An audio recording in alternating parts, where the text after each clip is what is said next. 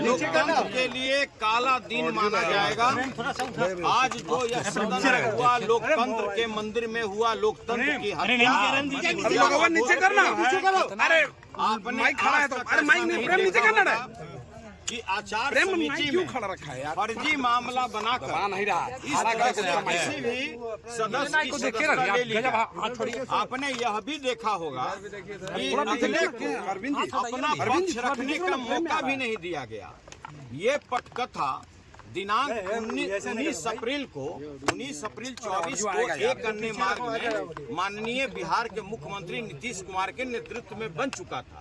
उनका साफ कहना था कि भाई सुनील कुमार सिंह जो भ्रष्टाचार की बात उठाता है, किसान की बात उठाता है, मजदूर की बात उठाता है, रोजगार की बात उठाता है, उसकी सदस्यता चाहे नियम विरुद्ध हो आपको ले लेना।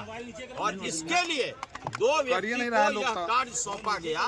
एक को लोभ दिया गया कि भाई आपको उप सभापति बनाया जाएगा और एक को लोकसभा का टिकट देने का प्रलोभन दिया गया। और इस प्रलोभन के दबाव में सारा कुकर्म कराया गया उन लोगों से। आप लोग ये भी जानते हैं कि जो नियमावली बनाई गई है बिहार विधान परिषद कैसे होता है यार, 1 घंटा तक नहीं है कि आप किसी सदस्य का सदस्यता ले लें।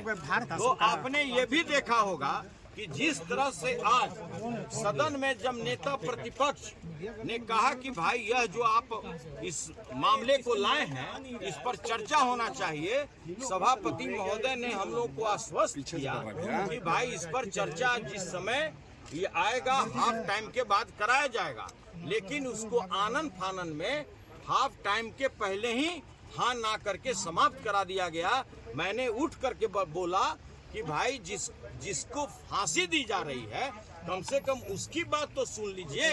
और ये बिल्कुल यह लोकतांत्रिक मूल्यों का हत्या है जो आज जो सदन में हुआ है ये सदियों तक लोग याद रखेगा। आज यह सदन का बिल्डिंग कह रहा है कि न्यायपूर्ण निर्णय हुआ है। आप किसी कर्मचारी से बात कीजिए, किसी सदस्य से बात कीजिए, सभी लोगों ने कहा है कि ये लोकतांत्रिक मूल्यों का हत्या है। आचार समिति की बात को में नहीं जा रहे थे, कहा जा रहा था। बिल्कुल यह फर्जी आरोप है। जितने बार नोटिस मिला उस समय लोकसभा का चुनाव चल रहा था, मैंने कहा कि राष्ट्रीय जनता दल ने मुझे स्टार कैंपेनर बनाया है, मैं सारण का प्रभारी हूं, इसलिए जैसे ही लोकसभा का चुनाव खत्म होगा मैं आपके दिए हुए तिथि पर उपस्थित होकर सभी वस्तु स्थिति की जानकारी दूंगा। उसके बाद उन्होंने कहा कि नहीं आप लास्ट 12 तारीख को आइए, नहीं तो मैं एक तरफा फैसला ले लूंगा। 12 तारीख को उपस्थित होकर मैंने समिति के समक्ष कहा कि भाई जब तक हमको साक्ष्य नहीं दीजिएगा नेचुरल जस्टिस के तहत, जब तक आप वीडियो का क्लिप नहीं दीजिएगा तब तक हम कैसे जवाब दे सकते हैं।